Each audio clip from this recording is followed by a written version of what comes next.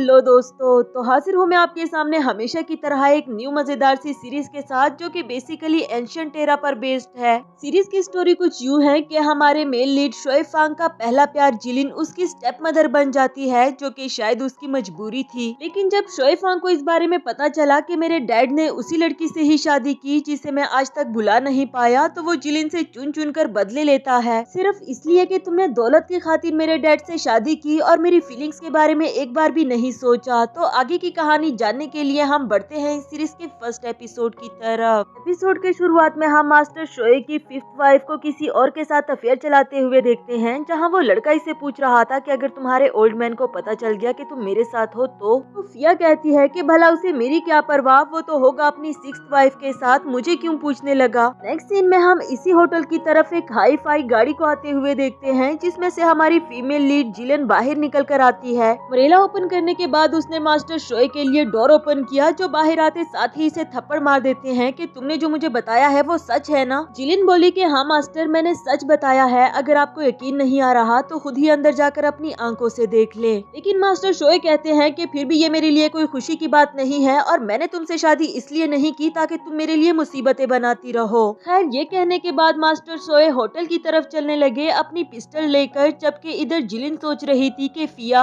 आखिरकार तुम्हारे मरने का वक्त आ गया है, लेकिन अफसोस कि मैं तुम्हारे साथ अपने पुराने हिसाब नहीं झुका पाई। जबकि फिया को तो होश तक नहीं था कि उसके साथ क्या होने वाला है। अचानक से मास्टर शोए ने उसके करीब आकर उसके सर के ऊपर गन रख दी। इसके बाद यहाँ जिलिन को गोली चलने की आवाज सुनाई दी, तो वो समझ गई कि फाइनली फिया को उसके गुनाहों की सजा मिल चुकी है। नेक्स्ट सीन में पूरे शहर में ये खबर फैल गई कि मास्टर शोए की अचानक से किसी सीरियस डिजीज की वजह से डेथ हो गई है, यानी कि फिया तो सही सलामत है, लेकिन मास्टर शोए को ही इस दुनिया से जाना पड़ा। दूसरी तरफ ये सारा इल्जाम बेचारी जिलिन पर लग जाता है। पूरे महल में उसके बारे में कहा जा रहा था कि ये लड़की अपशगनी है, क्योंकि शादी के कुछ रोज बाद ही मास्टर शोए की डेथ हो गई। जबकि जिलिन तो खुद भी मास्टर शोए की पिक्चर के सामने बैठे यही सोच रही थी कि आखिर ऐसा कैसे हो सकता है। नेक्स्ट सीन में हमारे मेन लीड शोएब फांग को एक बार से वापस आते हुए दिखाया जाता है, जिसे सारी खबर मिल चुकी थी कि किस तरह से उसके डैड की डेथ हुई, और ये भी कि उन्होंने किसी यंग लड़की से छठी शादी कर रखी थी, जो कि उसे बिल्कुल भी नहीं पसंद था। वो अभी भी यही कहता है कि मेरे डैड की जान किसी और चीज ने नहीं बल्कि पैसों ने ही ली, इसलिए उनके लिए पिटी फील करने की जरूरत नहीं। लेकिन दूसरी तरफ उसने ये सारी बातें भी सुन रखी थी कि तुम्हारे डैड ने एक सिंगर खूबसूरत लड़की से शादी की है, जो हर वक्त तुम्हारे डैड से फ्लर्ट करती रहती थी। ये सारी बातें सोचते सोचते वो जिलिन के पास पहुँच आया। उसे देखकर तो इसका गुस्सा और भी ज्यादा बढ़ गया। वो धीरे धीरे से इसके करीब आने लगा, फिर उसके गले में कपड़ा डालकर उसे दबाने लगा, ये कहते हुए कि जब मेरे डैड की डेथ हो गई है तो तुम्हें भी उनके साथ मर जाना चाहिए। जिलिन इस हालत में कुछ भी नहीं कह पा रही थी। बहुत मुश्किल से वो सिर्फ इतना ही कह पाई कि प्लीज मुझे छोड़ दो, उनकी डेथ से मेरा कोई भी लेना देना नहीं। उसकी आवाज सुनकर इधर शोएब फांग के हाथों से खुद ब खुद वो कपड़ा छूट गया। दिल ही दिल में सोचने लगा कि ये आवाज, ये तो उसी की आवाज है, क्या ये वही लड़की है। जिलिन अपने पास पड़ा हुआ एक टूल उठाकर फौरन वहाँ से भागने लगी, लेकिन जब शोएब फांग ने उसका हाथ पकड़ लिया तो वो उसे उस टूल से मारने की कोशिश करती है, जिसे शोएब फांग ने खुद को तो बचा लिया उसका हाथ पकड़कर, लेकिन यहाँ फाइनली उसका जिलिन के साथ सामना हुआ। इसी के साथ हमें फ्लैशबैक का सीन दिखाया जाता है। कॉलेज लाइफ में दोनों ही एक दूसरे को पसंद करते थे, पर शोएब फांग को अपनी हायर स्टडीज के लिए अब्रॉड जाना पड़ा, लेकिन फिर भी उसने वादा किया था कि मैं वापस आकर तुमसे शादी करूंगा। प्रेजेंट में दोनों को ही एक दूसरे को अपने सामने देखकर यकीन ही नहीं आ रहा था। शोएब फांग पूछने लगा कि जिलिन, तुम यहाँ, क्या वो तुम ही हो जिससे मेरे डैड ने शादी की है। जिलिन के पास तो जवाब देने के लिए कुछ भी नहीं था। वो जान छुड़ाकर वहाँ से भागना चाहती थी, लेकिन शोएब फांग ने उसे पकड़ ही लिया। वो कहता है कि तुम कभी भी मुझसे जान नहीं छुड़ा सकती जब तक तुम मुझे सच ना बता दो। मुझसे ब्रेकअप करके तुमने मेरे डैड से शादी की, आखिर तुमने ऐसा क्यों किया? मैं इसका जवाब लिए बगैर तुम्हें नहीं छोड़ूंगा। इसके बाद वो जिलिन का हाथ पकड़कर उसे अपने रूम में ले आया और डोर क्लोज कर दिया, उसे ये दिखाने के लिए कि जब तक तुम मुझे सच नहीं बता देती मैं तुम्हें यहाँ से जाने नहीं देने वाला। उसका गला दबाकर उसे सच जानने की कोशिश कर रहा था कि यहाँ आने से पहले मैंने तुम्हारे बारे में सुना था कि तुम एक सिंगर और फ्लर्टियस लड़की हो जिसने मेरे डैड से शादी करने के लिए क्या कुछ नहीं किया।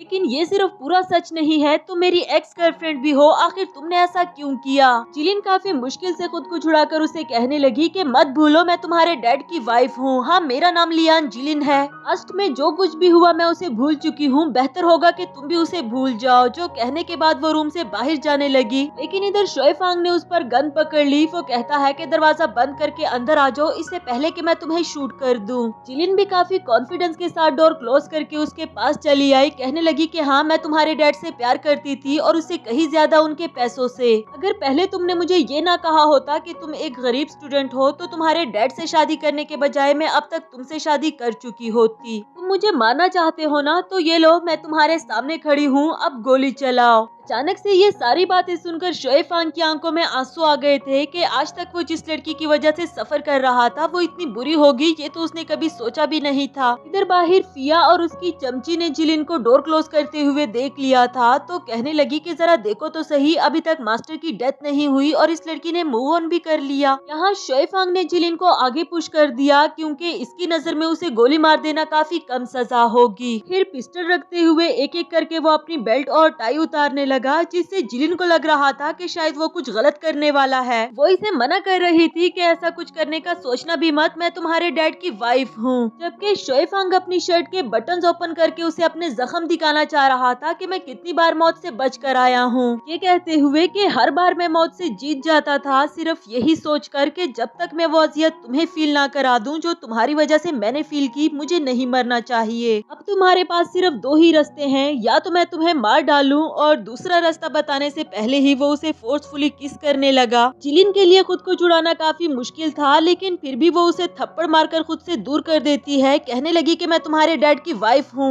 मगर मुझे मारना चाहते हो तो शौक से मारो, वरना तुम मुझसे दूर रहो। जाते जाते वो एक दफा फिर से याद करवा देती है कि बेहतर होगा पास्ट को भूल जाओ। ये कहने के बाद वो वहाँ से चली गई। जबकि इधर हम देखते हैं कि शोएफांग को भी ये सब कुछ करके अच्छा नहीं लग रहा था, क्योंकि उसकी आंखों से आंसू आने लगे। नेक्स्ट सीन आज से 10 दिन बाद का दिखाया गया, जहाँ रास्ते में चलते हुए एक चोर जिलिन से टकरा जाता है और इसी दौरान उससे उसका सामान भी गिर गया। जिलिन फौरन से उस सामान को देखकर उठाने लगी। वो पेंडेंट तो गाड़ी के नीचे आने ही वाला था, लेकिन वो अपनी जान पर खेलकर उस पेंडेंट को उठा लेती है। फिर जब उसने ओपन करके देखा तो इसमें शोएफांग और उसकी पिक्चर लगी हुई थी, यानी कि वो चोर शोएफांग का सामान लेकर भाग रहा था। इस पिक्चर को देखकर जिलिन दिल ही दिल में कहने लगी कि मैंने कभी सोचा भी नहीं था तुम इस तरह से मेरे सामने आ जाओगे, लेकिन मैं जानती हूँ कि अब तुम्हें कुछ भी एक्सप्लेन करने का वक्त ही नहीं रहा, और वैसे भी मेरे पास और भी बहुत सारे जरूरी काम है जो मुझे वक्त पर निपटाने हैं। यहाँ दूर से ही एक आदमी बैठा जिलिन को नोटिस कर रहा था और उसका पीछा करने के लिए इसे फिया ने ही कहा होता है। खैर, जिलिन इसके बाद अपनी फ्रेंड याओली से मिलने के लिए आती है, जो इसे एक कवर पेपर देते हुए बोली कि ये रही तुम्हारी वो इम्पोर्टेंट चीज जो कब से तुम्हें चाहिए थी। ये फिया की वही पिक्चर है जब वो किसी और के साथ थी। इधर याओली कहने लगी कि एक दफा शोएब फैमिली ये पिक्चर देख ले, फिर यूँ समझो कि फिया का काम तमाम हुआ। लेकिन जिलिन कहने लगी कि नहीं, ये तो इसके लिए बहुत कम सजा होगी। मैं चाहती हूँ कि फिया अपना सब कुछ खो दे, अपने उस हिडन लवर को भी। ये हिडन लवर कौन है इसके बारे में फिलहाल तो पता नहीं चल पाया। दूसरी तरफ शोएफांग ने उस आदमी को पकड़ लिया था जो कि जिलिन पर नजर रख रहा होता है। काफी मार खा लेने के बाद आखिरकार उसने बता ही दिया कि प्लीज मुझे माफ कर दे, ये सब कुछ करने के लिए मुझे मिस फिया ने कहा था, लेकिन आई स्वेयर कि मैंने कुछ भी नहीं देखा, मैं किसी को भी कुछ नहीं बताऊंगा।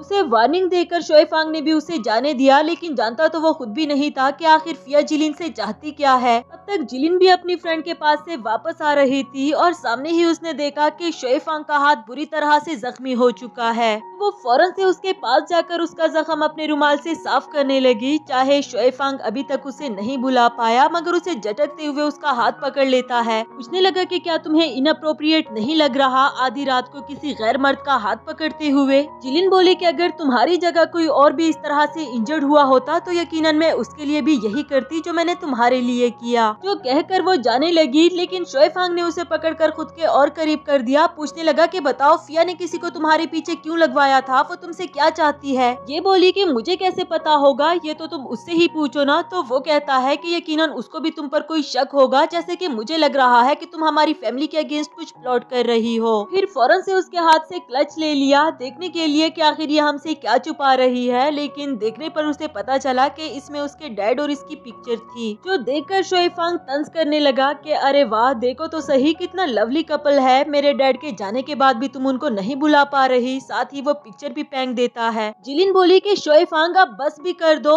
अपना पर्स उसके हाथ से लेकर वहाँ से जाने लगी। इधर बाकी के सोल्जर्स ने उस पर गन पॉइंट करके रोक लिया। शोएफांग कहने लगा कि मैं यहाँ के मिलिट्री का न्यू गवर्नर गवर्नर बनने वाला हूँ, तुम्हारी हिम्मत कैसे हुई मुझे नाम से बुलाने की। जिलिन ने इस पर उसे कांग्रेचुलेशंस कहा तो वो बोला कि यकीनन तुम्हें रिग्रेट तो हो रहा होगा। धीरे से उसके पास आकर बोला कि मुझे छोड़ जाने पर। साथ ही वो उसे पैसों के बंडल्स पकड़ाते हुए कहता है कि यकीनन ये पैसे तुम्हारे लिए काफी होंगे, ये लो और यहाँ से हमेशा के लिए दफा हो जाओ, मैं कभी भी तुम्हें नहीं देखना चाहता। जबकि जिलिन उन पैसों को गिराते हुए कहने लगी कि ये मेरे लिए काफी नहीं है, वहाँ से जाने लगी। वो सोल्जर्स तो अभी भी इसे जाने नहीं दे रहे थे, लेकिन जब शोएफांग ने उनको इशारे से इसे जाने के लिए कहा तो वो लोग भी इसे छोड़ देते हैं। यहाँ शोएफांग खड़ा काफी ज्यादा हर्ट लग रहा था। नेक्स्ट सीन में वो गुस्से से अपना गिलास फेंक देता है और जिलिन की हुई बातों को सोच रहा था। मुझे लगा था कि तुम ओवरसीज स्टूडेंट हो तो किसी रिच फैमिली से होगे, लेकिन जब मुझे पता चला कि तुम एक गरीब फैमिली से हो तो भला मैं तुमसे शादी क्यों करती। प्रेजेंट में शोएफांग खुद से कह रहा था कि जिलिन तुम्हें ये वेल्थी लाइफ चाहिए ना, आई स्वेयर कि मैं कभी भी तुम्हें इसे जीने नहीं दूंगा। इसी के साथ हमारा फर्स्ट एपिसोड यहाँ पर खत्म हुआ।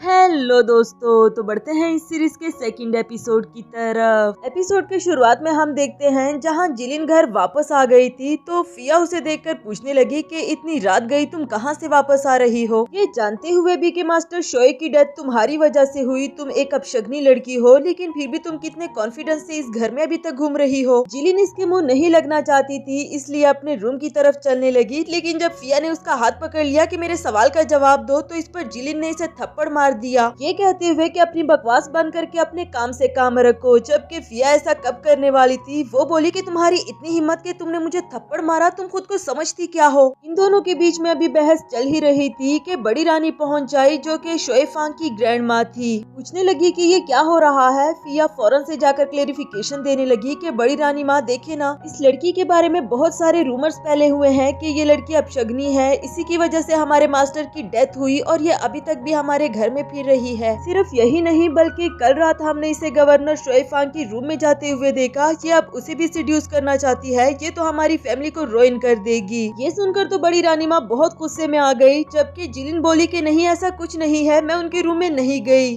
चाहे वो जितनी भी सफाई देती उसकी कोई भी नहीं सुनता। रानी माँ ने हुक्म दे दिया कि इसे अच्छे से सबक सिखाओ और इस घर से बाहर फेंक दो। मेड्स बिल्कुल ऐसा ही करती है, उसे पकड़कर थप्पड़ मारने लगी, जबकि इधर फिया उसे देखकर स्माइल कर रही थी। अभी के लिए तो जिलिन खुद को बचाने के लिए कुछ भी नहीं कर पा रही, लेकिन फिया को देखकर दिल ही दिल में कहती है कि एक दिन मैं तुमसे ये सारे हिसाब चुकता करूंगी। मार मार कर उसे बुरी तरह से जख्मी कर दिया जाता है। आखिर में जब वो बेहोश हो गई तो उसे उठाकर घर से बाहर फेंक दिया गया। नेक्स्ट सीन में जब वो बाहर बेहोश पड़ी हुई थी तभी हमारा एक न्यू कैरेक्टर जिहाई आता है जो कि शोएफांग का कजन था। उसे उठाते हुए उसके जख्म देखने लगा, तब तक शोएफांग भी पहुंच आया जो उसे कहता है कि इसे छोड़ दो। एक तो ये कि उसकी जिहाई के साथ बिल्कुल भी नहीं बनती और दूसरी बात ये कि वो अभी भी जिलिन के लिए फीलिंग्स रखता है, इसलिए खुद ही उठाते हुए उसे अपने साथ ले जाने लगा। नेक्स्ट सीन में जिलिन अभी भी बेहोश पड़ी हुई थी, जबकि शोएफांग को इसके जख्म देखकर इसके लिए काफी ज्यादा बुरा लग रहा था।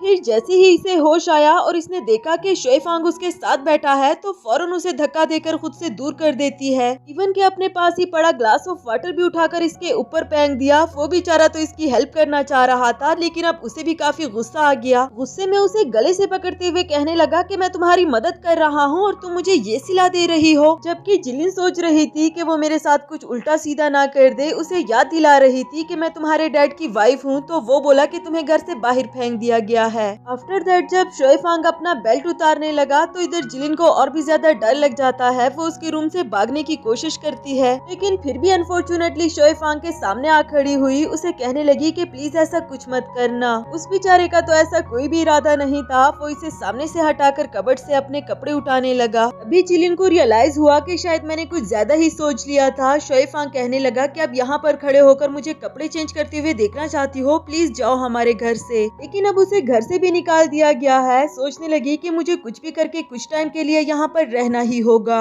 शोएफांग से रिक्वेस्ट करने लगी कि क्या तुम मुझे कुछ टाइम के लिए यहाँ पर रख सकते हो, मेरी इंजरीज भी अभी तक ठीक नहीं हुई, मैं जैसे ही ठीक हो जाऊंगी तो चली जाऊंगी। शोएफांग भी उसी एटीट्यूड से कहता है कि मैं तुम्हें घर में क्यों रखूं। तो जिलिन बोली कि तुम अभी ही वार से वापस लौटे हो तो तुम्हें किसी मेड की जरूरत तो होगी ना। चाहे उसे वर्कर्स की जरूरत नहीं थी, लेकिन फिर भी इस पर रहम खाकर कहने लगा कि ठीक है, सिर्फ 1 महीना, जल्दी से खुद को हील करो और जाओ यहाँ से। नेक्स्ट सीन में जब रानी माँ को पता चला तो वो शोए फांग को इसकी सजा दे रही होती है कि अगर बाहर के लोगों को इस बारे में पता चला कि तुमने अपने डैड की वाइफ को मेड रख लिया है तो क्या सोचेंगे। जबकि ये मार खाते हुए कहने लगा कि अगर आप लोग किसी को नहीं बताएंगे तो किसी को भी पता नहीं चलेगा, और वैसे भी अब उसका मेरे डैड से कोई लेना देना नहीं और आपने भी उसको घर से बाहर निकाल दिया था। उसी तरफ जिलिन को दिखाया गया जो कि अब शोए फांग की मेड बन चुकी थी। वो उसकी गाड़ी को साफ कर रही होती है कि तब तक फिया भी उस पर तंज करने के लिए पहुंच आई कि कहाँ तुम खुद को इस घर की रानी बनाना चाहती थी लेकिन बन गई नौकरानी। वो उसे अपने शूज साफ करने के लिए कहती है, साथ ही उसे थप्पड़ भी मार दिया कि तुम्हें मेरी बात सुनाई नहीं दे रही। जिलिन जानती थी कि फिलहाल मेरा टाइम नहीं आया इससे बदला लेने का, इसलिए फिया उसे जैसे कह रही थी ये भी बिल्कुल वैसा ही करती गई। वहाँ शोए फांग बुरी तरह से जख्मी हो गया था लेकिन फिर भी अपने असिस्टेंट से पूछता है कि हमारी सिटी में वुमेन की सबसे अच्छी ड्रेस किस शॉप से मिलेगी, क्योंकि वो अपनी इनॉग्रेशन सेरेमनी के लिए जिलिन को एक अच्छी सी ड्रेस दिलाना चाहता था।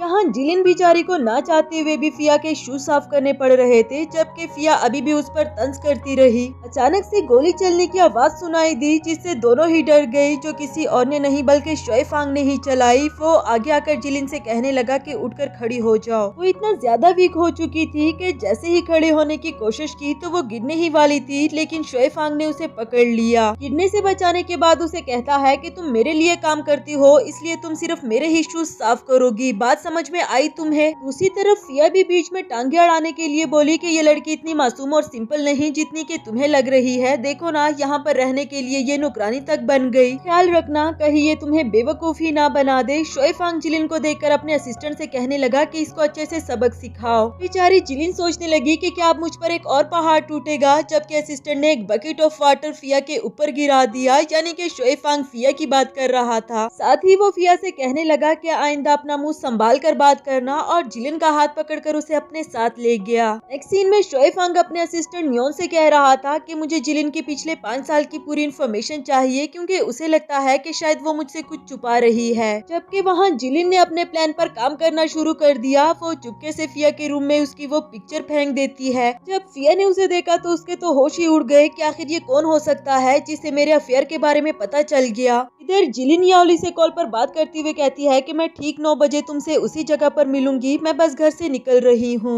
अनफॉर्चुनेटली जाने से पहले उसका सामना शोए फांग से हुआ, जिसे इग्नोर करके वो जाने ही लगी थी, लेकिन इसने उसे रोक लिया और इसे मेडिसिन देने लगा। मेडिसिन लेने पर उसने सिर्फ थैंक यू कहा और वहाँ से जाने की कोशिश कर रही थी, लेकिन शोए फांग बोला कि मेरे सामने खड़े होकर मेडिसिन लो, क्या पता तुम जानबूझकर हीलिंग को अवॉइड करो ताकि तुम इस घर में रह सको। तो ये जल्दी से मेडिसिन ले लेती है, ये कहकर के आप ठीक है ना। मेडिसिन कड़वी थी इसलिए शोए फांग उसे कुछ मीठा भी खाने को देता है, जबकि यहाँ जिलिन इतनी जल्दी में थी कि वो किसी भी हाल में यहाँ से जाना चाहती है। जबकि इधर शोए फांग को भी गुस्सा आने लगा कि मैं इसके लिए ड्रेस लेकर आया हूँ और ये मुझे देने का मौका ही नहीं दे रही, आखिर इतनी भी क्या जल्दी है। गुस्से में उससे कहने लगा कि अब तुम मेरी मेड बन चुकी हो, इतनी भी क्या जल्दी है तुम्हें जाने की, मैं तुम्हारी हेल्प कर रहा हूँ और तुम्हें परवाह ही नहीं। अगर अब तुम यहाँ से चली गई तो आई स्वेयर कि मैं कभी भी तुम्हारी हेल्प नहीं करूँगा। उधर 9 भी बज चुके थे। जिलिन का यहाँ से जाना भी जरूरी है तो वो कह देती है कि बेहतर होगा तुम मेरी मदद ना ही करो, जो कहकर वो जाने लगी, लेकिन शोए फांग ने एक दफा दोबारा उसे रोक लिया। उसके करीब आकर उसे कहता है कि क्या तुम जानती हो मैंने तुम्हें इस घर में क्यों रोक कर रखा, क्योंकि मैं चाहता हूँ कि तुम मुझे अपनी आंखों से मिलिट्री का गवर्नर बनते हुए देखो। असल में वो जिलिन को रिग्रेट फील कराना चाहता था, लेकिन जब वो इसे इग्नोर करके चली गई तो उसे गुस्सा आने लगा कि इसे फर्क क्यों नहीं पड़ रहा।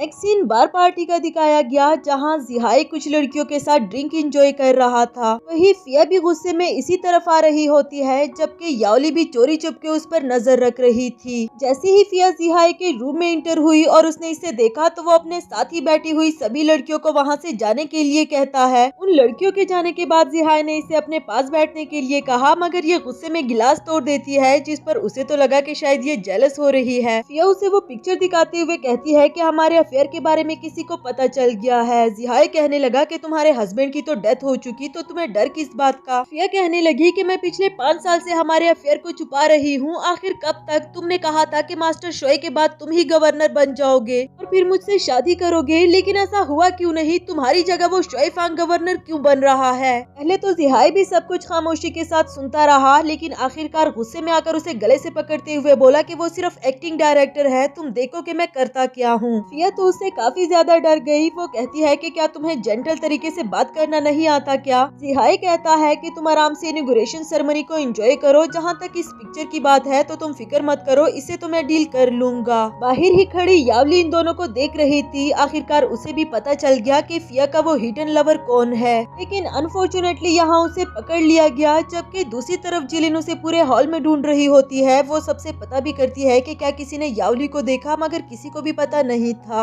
इसी दौरान एक लड़का चेंग उसे देखकर दिल ही दिल में सोचने लगा कि मास्टर शोए की ये वाली वाइफ तो कितनी ज्यादा अट्रैक्टिव है। जबकि उधर जिलिन ने जब शोए फांग को इस हॉल में आते हुए देखा तो वो किसी भी तरह करके उससे चुपना चाहती थी। तक चेंग इसके करीब पहुंच आया था, जो इसे टच कर देता है और जिलिन काफी ज्यादा डर गई और वो पकड़ते हुए बोला कि अरे मिस जिलिन, आप गिर जाएंगी। शोए फांग ने भी इन दोनों को साथ में देख लिया। वो भी यही सोच रहा था कि जिलिन यहाँ पर क्या कर रही है। चेंग जिलिन को अपना इंट्रोडक्शन करवाते हुए बोला कि मैं फिया का नेफ्यू हूँ। ये उसे ग्रीटिंग्स करके वहाँ से जाने ही लगी, लेकिन वो इसे रोक देता है, ये कहते हुए कि अब हम फैमिली है, तुम्हें नहीं लगता कि तुम्हें मेरे साथ ड्रिंक करनी चाहिए? चाहे जिलिन उसके साथ ड्रिंक नहीं करना चाहती, लेकिन ये फिर भी उसके साथ जबरदस्ती करने लगा। जिलिन उसे अपनी जान छुड़ाने के लिए थोड़ी सी ड्रिंक कर भी लेती है, लेकिन जब वो जाने लगी तो चेंग ने उसे दोबारा से रोक लिया कि आखिर तुम्हें जाने की इतनी जल्दी भी क्या है, अभी तक तो मैंने अपनी बात भी खत्म नहीं की। शोए फांग ने जब दूर से ही देखा तो वो समझ गया था कि इस लड़के के इरादे ठीक नहीं लग रहे, क्योंकि वो उसे टच करने की कोशिश कर रहा था, साथ ही जबरदस्ती उसे ड्रिंक करने के लिए कह रहा था। इधर शोए फांग इसकी हेल्प तो करना चाहता है, लेकिन तभी उसे थोड़ी देर पहले की बात याद आई, जब उसने जिलिन से कहा था कि अगर तुम यहाँ से चली गई तो मैं कभी भी तुम्हारी हेल्प नहीं करूँगा। इसके बावजूद भी जिलिन वहाँ से चली गई थी। आखिरकार जिलिन ने खुद ही उसे पुश करके खुद से दूर कर दिया कि आज इनॉग्रेशन सेरेमनी है, तुम्हें यहाँ पर मेस क्रिएट नहीं करना चाहिए। जो सुनकर चेंग ने उसके ऊपर ड्रिंक फेंक दी कि तुम नौकरानी होकर मेरे साथ बदतमीजी कर रही हो, चाहे जो भी हो तुम्हें मेरे साथ ड्रिंक करनी पड़ेगी। सबके सामने ही जिलिन ने उसे थप्पड़ मार दिया। अब वो भी ठहरा फिया का नेफ्यू गन निकाल कर उस पर पकड़ लेता है कि मैं तुम्हें जान से मार दूंगा। अभी तक तो शोए फांग सिर्फ खड़ा होकर देखता ही रहा, लेकिन जब बात गन तक पहुंच जाई तो उसने चेंग को इसे छोड़ने के लिए कहा और इसी के साथ हमारा ये वाला एपिसोड भी खत्म हुआ। हेलो दोस्तों, तो बढ़ते हैं इस सीरीज के थर्ड एपिसोड की तरफ। एपिसोड की शुरुआत में हम देखते हैं कि चेंग ने शोए फांग की आवाज सुनते ही अपनी गन को नीचे कर लिया था, लेकिन इससे पहले कि शोए फांग इन दोनों के पास पहुंचता, दूसरी तरफ से जिहाई पहुंच आया, जो चेंग से कहने लगा कि तुम्हारी हिम्मत कुछ ज्यादा ही नहीं बढ़ गई कि तुम मेरी फैमिली मेंबर्स के साथ मैस क्रिएट करने लगे। इस पर ये उससे माफी मांगने लगा कि प्लीज मेरी आंटी फिया की खातिर मुझे छोड़ दो। जिहाई ने अपने आदमियों को इसे यहाँ से ले जाने के लिए कहा। इसके बाद वो टिश्यू से जिलिन का फेस पहुंच रहा था, साथ ही साथ वो कहता है कि चेंग में इतनी हिम्मत आई कैसे, इसका मतलब तो ये हुआ कि वो अपने लिए मौत चाहता है। शोए फांग तुम क्या कहते हो? जबकि शोए फांग तो गुस्से से उबल रहा था, क्योंकि उसे जिहाई को जिलिन के करीब देखकर बिल्कुल भी अच्छा नहीं लगा। कहने लगा कि इससे दूर रहो, ये सिर्फ मेरी है। नेक्स्ट सीन में जिलिन अपने रूम में पहुंच जाई, जहाँ वो यावली की हुई बात सोच रही थी कि फिया का हिडन लवर कोई आम आदमी नहीं, वरना तो उसकी ये ब्रांडेड वॉच ही देख लो। ये वही वॉच है जो अभी अभी जिलिन ने बाहर जिहाई के हाथ पर देखी, तो उसे यकीन हो गया था कि जिहाई ही वो लड़का है जिससे फिया का अफेयर चल रहा है। तब तक वहाँ शोए फांग भी पहुँच आया, जो उसे कहने लगा कि जिहाई ने तुम्हारी थोड़ी सी हेल्प क्या कर दी, तुम तो उसके लिए पिघल ही गई थी। क्या इतना आसान है तुम्हारे लिए कि कोई भी एरा गैरा तुम्हें जीत ले? जिलिन भी उसी एटीट्यूड में कहती है कि भला जेंटलमैन किसे नहीं पसंद होते। शोए फांग ने गुस्से से वो ड्रेस गिरा दी, कहने लगा कि इसे अभी के अभी पहनो।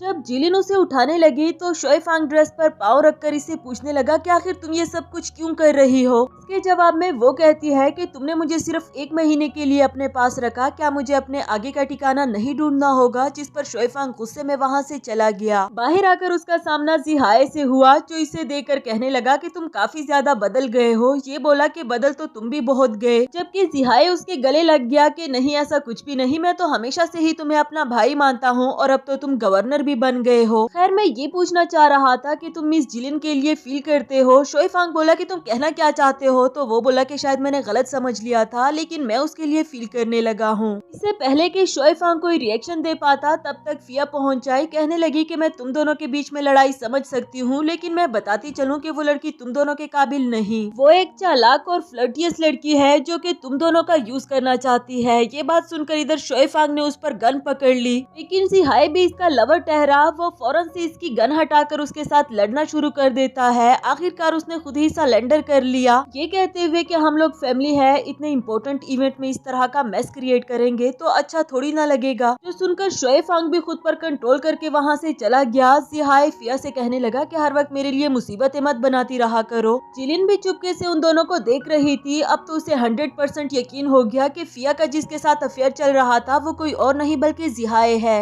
लेकिन याओली का अभी तक कुछ पता नहीं चला। वो दोबारा से उसे ढूंढने के लिए निकल पड़ी। तब तक इनॉग्रेशन सेरेमनी भी स्टार्ट हो चुकी। यहाँ जी फैमिली की एक पेंटिंग को दिखाया गया जिसकी कीमत 50 मिलियन से भी ज्यादा थी, लेकिन अनफॉर्चुनेटली जी फैमिली इनके क्रिएटर्स थे। यहाँ एक दफा दोबारा से फिया का शुक्रिया अदा किया जा रहा था कि तुमने उन क्रिएटर्स को पकड़ लिया था जो कि चुपके से स्मगलिंग कर रहे थे। इधर जिलिन ये सब कुछ देखकर काफी ज्यादा सैड हो गई थी। साथ ही हमें फ्लैशबैक का सीन दिखाया जाता है जब उसकी पूरी जी फैमिली को पकड़ा गया था क्योंकि उन पर स्मगलिंग का इल्जाम लगाया गया है। जिलिन को पहले से ही उसके डैड ने आउट ऑफ सिटी पढ़ने के लिए भेजा था। उसे बताया था कि तुम किसी भी हाल में वापस मत आना। यहाँ उसके पीछे उसकी पूरी फैमिली को एक साथ ही मार दिया गया जिसकी खबर उसे बाद में मिली और ये सब कुछ किया दारा फिया का था। उसने ही जी फैमिली पर झूठा इल्जाम लगाया, इसलिए ही तो जिलिन उसे अपनी फैमिली का बदला लेना चाहती है। प्रेजेंट में सबको अपनी फैमिली के अगेंस्ट देखकर उसकी आंखों में आंसू आ जाते हैं और वहाँ से चली गई। इधर शोए फांग ने भी उसे देख लिया था। वहाँ से साइड पर आकर जिलिन को काफी ज्यादा रोना आ रहा था। रोते रोते वहीं पर बैठ गई कि तभी हम देखते हैं पीछे से आकर उसे किसी ने बेहोश कर दिया। इसके बाद उसे रूम में ले आया था। प्लान के अकॉर्डिंग उसे ड्रग देना चाहता था और ये कोई और नहीं बल्कि चैंग ही होता है। उसे ड्रग देने के बाद कह रहा था कि तुम फिक्र नहीं करो, मैं तुम्हें कोई नुकसान नहीं पहुंचाऊंगा। अगर मुझे किसी ने ऐसा करने के लिए ना कहा होता तो किसकी हिम्मत थी कि वो शोए फांग के अगेंस्ट खड़ा हो जाए। दूसरी तरफ शोए फांग जिलिन को ढूंढ रहा होता है कि अभी अभी तो वो यहाँ पर थी, अचानक कहाँ गायब हो गई। जिलिन पर ड्रग का बुरी तरह से असर होने लगा था जिसका फायदा चैंग उठाने वाला है। वो इसे कहता है कि तुम फिक्र नहीं करो, मैं तुम्हें कुछ ज्यादा नुकसान नहीं पहुँचाऊंगा।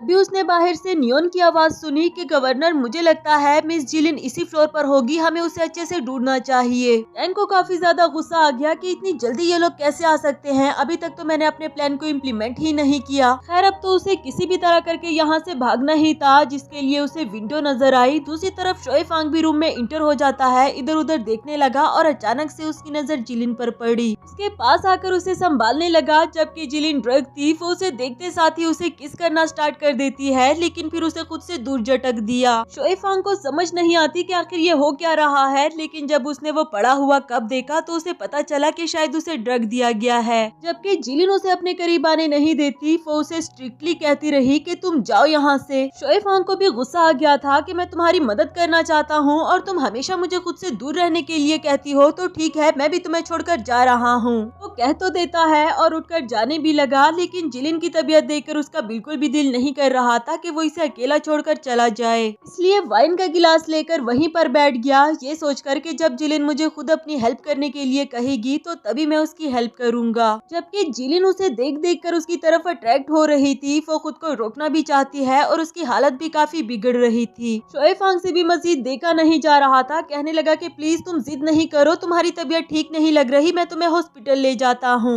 लेकिन अब जब वो इसके करीब आ गया था तो जिलिन भी खुद पर कंट्रोल नहीं कर पाई। वो इसे किसिस करना स्टार्ट कर देती है, ये कहते हुए कि मुझे हॉस्पिटल नहीं जाना। नेक्स्ट सीन अगली सुबह का दिखाया गया जहाँ इन दोनों ने ही रात साथ में स्पेंड की थी। उसे सोते हुए देखकर शोए फांग को उस पर प्यार आ रहा था, लेकिन जैसे ही उसे जाग आई तो ये दोबारा से रूड मास्टर बन जाता है। जिलिन उसे कोई भी बात किए बगैर वहाँ से जाने लगी, लेकिन वो अभी भी काफी ज्यादा वीक फील कर रही थी। शोए फांग भी धीरे से उसके साथ चलता रहा क्योंकि वो समझ गया था जैसे ही जिलिन गिरने लगी तो ये उसका हाथ पकड़कर उसे बचा लेता है। शोए फांग उससे कल रात के बारे में पूछना चाह रहा था कि आखिर तुम इस रूम तक कैसे पहुंची, लेकिन इससे पहले ही जिलिन कहने लगी कि मुझे कल रात के बारे में कुछ भी नहीं याद, ना ही मैं उस बारे में बात करना चाहती हूँ। वो कहता है कि तुम फिक्र नहीं करो, तुम्हें ड्रग दिया गया था लेकिन लकीली मैंने तुम्हारी जान बचा ली। आखिर हुआ तो वही जो जिलिन नहीं चाहती थी, इसलिए वो कल रात के बारे में बात नहीं करना चाहती। उसे कहती है कि तुम भी उस बारे में भूल जाओ। इस पर शोए फांग बोला कि मैं क्यों भूल जाऊं कि तुम हमारे क्रिएटर्स जी फैमिली के लियान जुन की बेटी हो। यानी कि नियोन ने जिलिन की सारी इन्फॉर्मेशन निकलवा ली थी और अब शोए फांग इसकी रियल आइडेंटिटी जानता है। कहने लगा कि मैं तुम्हारी रियल आइडेंटिटी को छुपा सकता हूँ, लेकिन इसके बदले तुम्हें मेरे साथ और मेरी ही बनकर रहना होगा। जिलिन शौक तो काफी ज्यादा थी। कहने लगी कि तुमने मेरे पास और कोई रास्ता ही नहीं छोड़ा, यानी कि वो उसके साथ रहने के लिए तैयार हो गई और फिर वहाँ से चली जाती है। बाहर आकर उसे बहुत ऑकवर्ड फील हो रहा था कि कल रात हमारे बीच में इतना कुछ हुआ और अभी भी मुझे उसके साथ रहना पड़ेगा, मगर फिर भी वो खुद को समझाते हुए कहती है कि मुझे ये करना पड़ेगा क्योंकि याओली का भी कुछ पता नहीं चल रहा और फिया से भी अपना हिसाब झुकाए बगैर नहीं जा सकती। फिर वो अपनी एक इयररिंग वहीं पर गिराकर वहाँ से चली गई। दूसरी तरफ हमें फिया और जिहाई को दिखाया जाता है, उन दोनों ने ही याओली को किडनैप करवाया था। उसके होश में आने के बाद फिया उसे कहती है कि अगर तुम बुरी मौत नहीं मरना चाहती तो तुमने जो हमारी पिक्चर्स ली है वो अभी के अभी मुझे वापस कर दो।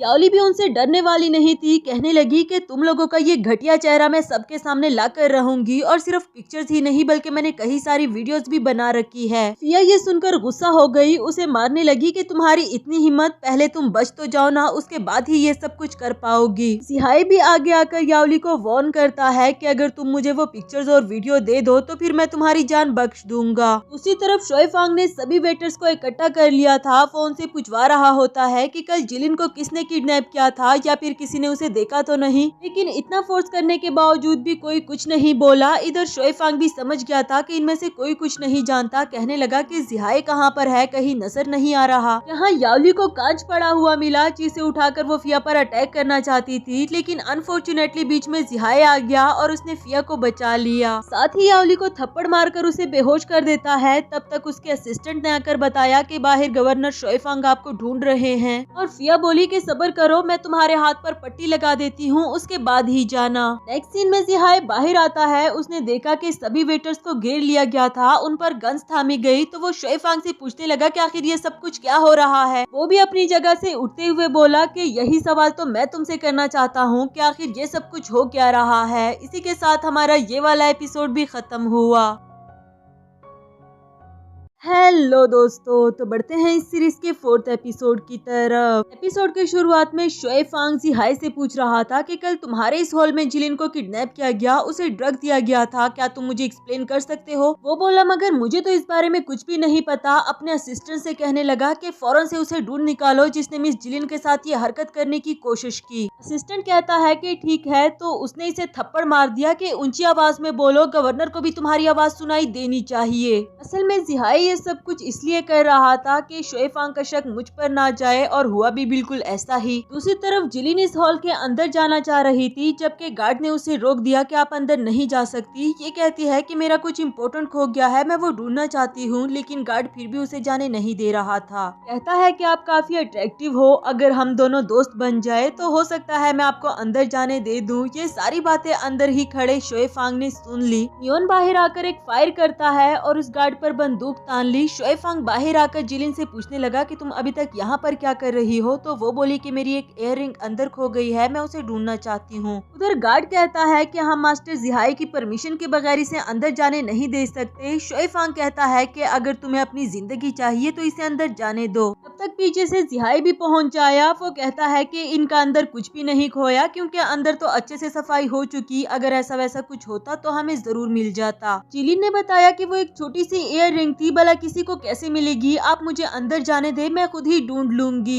जबकि जिहाई ने अंदर याओली को छुपा रखा था, वो तलाशी लेने कैसे दे सकता है। बल्कि वो कहता है कि छोटी सी इयररिंग ही तो थी, कितनी ही महंगी होगी, मैं आपको शॉप पर ले जाता हूँ, आपको जिस तरह की इयररिंग पसंद आए वही मैं आपको दिला दूंगा, क्या ये ठीक है। सबसे पहले तो शोएफांग ऐसा नहीं चाहता, कहने लगा कि बिल्कुल भी नहीं, वो इयररिंग जिसे मैंने दी थी वो मेरा लव टोकन है, क्या कोई और चीज उसे रिप्लेस कर सकती है। जिलिन का हाथ पकड़कर उसे हॉल के अंदर ले जाने लगा कि इधर बाहर याओली की डेड बॉडी को ऊपर से नीचे गिराया गया। अचानक से डेड बॉडी को देखकर सभी लोग हैरान हो गए, लेकिन याओली का केस सबको सुसाइडल केस लग रहा था। जिलिन की आंखों में आंसू आने लगे। वो खड़े खड़े ही याओली के साथ गुजारे हुए लम्हों के बारे में सोचने लगी, जब याओली ने इसे कहा था कि तुम फिक्र नहीं करो, जल्दी ही सब कुछ ठीक हो जाएगा और फिर हम दोनों मिलकर एक अच्छा सा बिजनेस स्टार्ट करेंगे। उसकी आंखों में आंसू आते हुए देखकर इधर शोएफांग ने उसकी आंखों पर हाथ रख दिया, साथ ही वो बेहोश हो जाती है। शोएफांग ने उसे पकड़ लिया था और उसे रियलाइज भी हो गया कि जिलिन जरूर इस लड़की को जानती होगी। नेक्स्ट सीन में जिलिन अभी तक बेहोश पड़ी थी। शोएफांग भी उसके पास बैठकर उसका ख्याल रख रहा होता है। जब उसे होश आया तो पूछने लगी कि क्या मैं ज्यादा देर तक सोई। शोएफांग ने बताया कि हाँ, तुम काफी टाइम तक सोई रही। क्या तुम डर गई थी और कब से तुम याओली का नाम पुकार रही हो? ये लड़की कौन है? जिलिन ने बहाना लगा दिया कि मेरी एक पुरानी दोस्त है। तो शोएफांग कहने लगा कि पुरानी दोस्त है या फिर वो लड़की थी जो मर गई। ये तो अभी भी मानने को तैयार ही नहीं थी। कहने लगी कि मैं उस लड़की को नहीं जानती। उठकर वहाँ से जाने लगी, जिस पर शोएफांग ने उसे पकड़ लिया। उसे हथकड़ी लगाकर बेड के साथ बांध देता है कि जब तक तुम मुझे सच नहीं बता देती कि याओली कौन है, तुम उसे कैसे जानती हो, मैं तुम्हें यहाँ से जाने नहीं दूंगा। तुम इस बारे में अच्छे से सोच लो। अगर तुम मुझे सच्चाई बता दो तो मैं भी तुम्हें यहाँ से जाने दे दूंगा। जो कहकर वो जाने लगा कि इधर जिलिन ने उसके पास से पिस्टल निकालकर उस पर ताम ली। शोएफांग जानता था कि जिलिन ऐसा कुछ नहीं कर सकती, लेकिन फिर भी उसे काफी ज्यादा गुस्सा आ गया। वो गुस्से में उसे कहता है कि तुम हमेशा मेरे साथ ऐसा कैसे पेश आ सकती हो, ये जानते हुए भी कि मैं गवर्नर हूँ। और वो बोली कि तुम मेरे हाथ खोल दो, मुझे यहाँ से जाने दो। तब तक ग्रैंडमा भी पहुँच आई, जो इन दोनों को ऐसे देखकर शोएफांग से पूछने लगी कि ये क्या हो रहा है। वो फौरन जिलिन के हाथ से गन लेकर ग्रैंडमा को बताने लगा कि इसने कोई मिस्टेक कर दी थी, मैं इसे उसकी सजा दे रहा था। ग्रैंडमा बोली कि अच्छे तरीके से दो ना, ये तुम क्या कर रहे थे? जिलिन भी कहती है कि रानी माँ, इसने मुझे यहाँ पर जबरदस्ती रखा हुआ है, प्लीज इसे कह दो कि मुझे यहाँ से जाने दे। मैं किसी को भी नहीं बताऊंगी, लेकिन ये मुझे छोड़ दे। यहाँ तो दादी माँ भी उसकी हेल्प नहीं कर सकती। शोएफांग बोला कि इसे कैसे डील करना है मैं खुद ही देख लूंगा, आप प्लीज बाहर जाए, मैं आपसे बात करने के लिए बाहर आ रहा हूँ।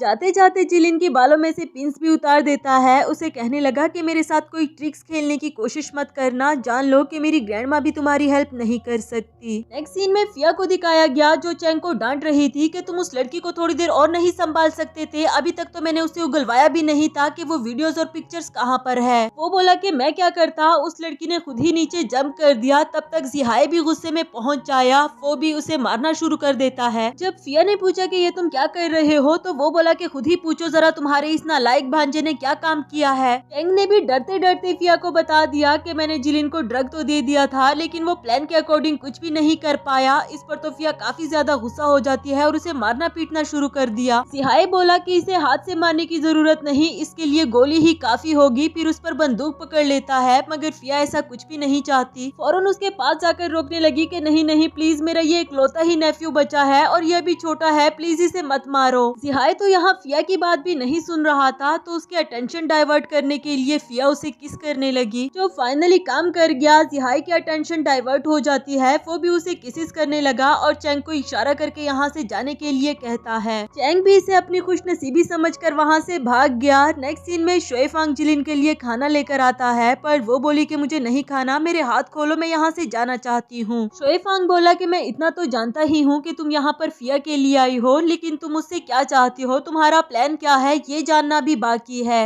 अगर तुम नहीं बताओगी तो तुम्हें क्या लगता है कि मुझे खुद से पता नहीं चलेगा, कभी न कभी तो मैं जान ही जाऊंगा। जिलिन भी थोड़ा सोचने के बाद कहने लगी कि ठीक है, तुम सच जाना चाहते हो ना, मेरे हाथ खोलो, मैं खुद ही अपने लिए कुछ खाने को बनाऊंगी और साथ ही तुम्हें सारी सच्चाई भी बता दूंगी। शोएफांग भी कहता है कि ठीक है, तुम्हें क्या खाना है तुम मुझे बता दो, मैं तुम्हारे लिए बना दूंगा, बस तुम मुझे सब कुछ सच बता दो। नेक्स्ट सीन में शोएफांग कुकिंग कर रहा था। जिलिन उसे देखकर कहने लगी कि मैंने तुम्हें पहले भी कभी ऐसे कुकिंग करते हुए देखा है, तो वो बोला कि हाँ, आज से 5 साल पहले जब मैंने तुम्हें प्रपोज किया था तो मैंने खुद ही तुम्हारे लिए कुकिंग की थी। उस रात डिनर के बाद जब तुम चली गई, फिर कभी भी लौट कर नहीं आई। जिलिन को उसके लिए बुरा तो काफी ज्यादा लग रहा था, मगर वो कर भी क्या सकती है। इसके बाद डिनर का सीन दिखाया जाता है, जहाँ जिलिन ने उसके हाथ में वाइन का गिलास पकड़ाया, साथ ही उसे झूठ मूठ की कहानी सुनाती है कि फिया एक डांसर थी, मेरी मॉम ने उस पर रहम खाकर उसे अपने घर में रख लिया, लेकिन उसने मेरे डैड के साथ अफेयर चलाया। तब तक शोएफांग का सर चकराने लगा था, यानी कि जिलिन ने उसकी ड्रिंक में कुछ मिला रखा था। वो कहने लगा कि तुमने मेरी ड्रिंक में क्या मिलाया, जबकि ये दिल ही दिल में सोच रही थी कि शोएफांग, तुम्हारे साथ गुजारे हुए लम्हे मेरी जिंदगी के सबसे खूबसूरत लम्हे थे। आई विश कि जब ये मैस खत्म हो जाए तो हम दोनों दोबारा से एक हो सके। नेक्स्ट सीन में जिलिन रात के अंधेरे में फिया की रूम की तरफ जा रही थी। उसके हाथ में नाइफ भी होता है, यानी कि आज वो फिया की जान लेना चाहती थी। उसके रूम में जाकर उसे करीब से देखते हुए कहती है कि आज तुम्हारा किस्सा खत्म हुआ, फिर उसे नाइफ से हिट कर देती है। यहाँ तो ऐसा लग रहा था जैसे वाकई ही जिया का आखिरी दिन हो, लेकिन हम देखते हैं कि जिलिन दरवाजे में खड़ी ये सब कुछ सोच रही थी, उसने अभी तक ऐसा कुछ नहीं नहीं किया। तब तक शोए फांग ने पीछे से आकर उसे हग कर दिया, उसके हाथ से नाइफ भी ले लेता है। पूछने लगा कि तुम्हारी हिम्मत कैसे हुई मेरे ग्लास में ड्रग मिलाने की, और तुम नाइफ के साथ यहाँ फिया के रूम के बाहर खड़ी क्या कर रही हो? क्या तुम उसे जान से मार देना चाहती हो? जिलिन कहने लगी कि उसे मार देने के बाद मैं अपने आप को भी मार दूंगी, तो ये कहानी यहीं पर खत्म हो जाएगी। शोए फांग बोला कि अगर तुम्हें कुछ हो गया तो फिर मुझे एंटीडोट कौन देगा, और तुमने कुछ सोचा कि अगर तुम मर गई तो फिर तुम्हारी फैमिली की बेगुनाही को साबित कौन करेगा? जो सुनकर जिलिन रोने लग जाती है, क्योंकि वो अपना बदला भी लेना चाहती है और उसके पास कोई और रास्ता भी नहीं बचा जिससे कि वो अपना बदला ले सके। नेक्स्ट सीन में शोए फांग से नियोन पूछ रहा था कि जब आप जानते थे कि उसने आपकी ड्रिंक में कुछ मिला दिया है तो फिर आपने वो वाइन पी ही क्यों? फ्लैशबैक से हम देखते हैं कि शोए फांग ने पहले ही जिलिन को उसकी ड्रिंक में कुछ मिलाते हुए देख लिया था। नियोन से कहने लगा कि वो पहले भी बहुत से लोगों से धोखा खा चुकी है। मैं जानता था कि वो इतनी आसानी से मुझ पर भरोसा नहीं करेगी, इसलिए मैंने भी वो ड्रिंक पी ली ताकि उसे सब कुछ नॉर्मल लगे और मैं जान सकूं कि वो आगे क्या करने वाली है। ये कहकर शोए फांग वहाँ से चला गया, जबकि नियोन सोच रहा था कि अब तो मैं और भी ज्यादा कंफ्यूज्ड हो गया हूँ कि आखिर ये सब कुछ चल क्या रहा है। इसी के साथ हमारा ये वाला एपिसोड भी खत्म हुआ।